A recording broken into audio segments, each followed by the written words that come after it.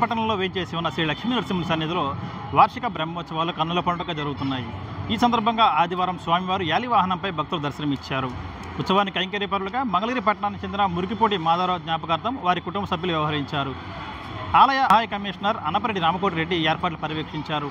ఉత్సవం తిలకించేందుకు సుదూర ప్రాంతాల నుంచి భక్తులు ఆలయం తరలివచ్చారు. ఈ సందర్భంగా పలువురు దాతలు భక్తులకు ఉచితంగా ప్రసాదాలు పంపిణీ చేశారు.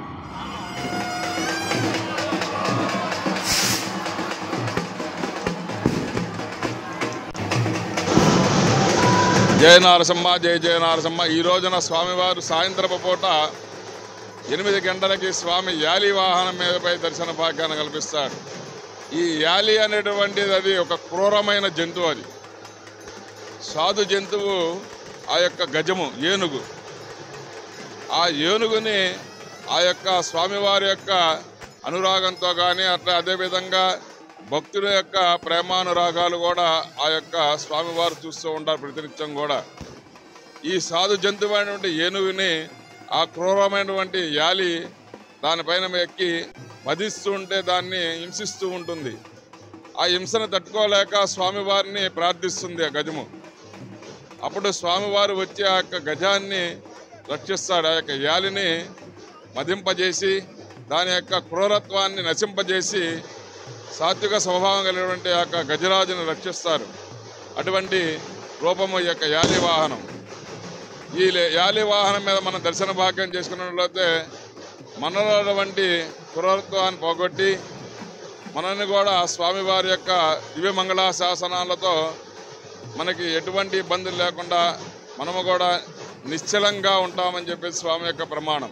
కాబట్టి ఇటువంటి యాలి వాహనమే దర్శన భాగ్యాన్ని చేసుకోండి. అందరూ కూడా స్వామివారి పురవీధుల్లో దర్శన భాగ్యాన్ని కల్పిస్తూ వస్తున్నారు. మాడవీధుల్లో దర్శన భాగ్యాన్ని చేసుకుంటూ వస్తున్నారు. చూడండి స్వామి ఇక్కడ.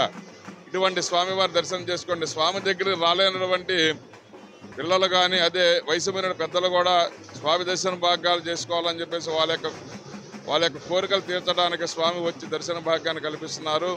అటువంటి మంగళాద్రి పురాధీశ్వరుడు శ్రీ పానకాల లక్ష్మీ నారసింహ స్వామి వారి యొక్క దివ్య పాదపద్మాలకు నమస్కరించి శిరస్సు వంచి నమస్కరించండి.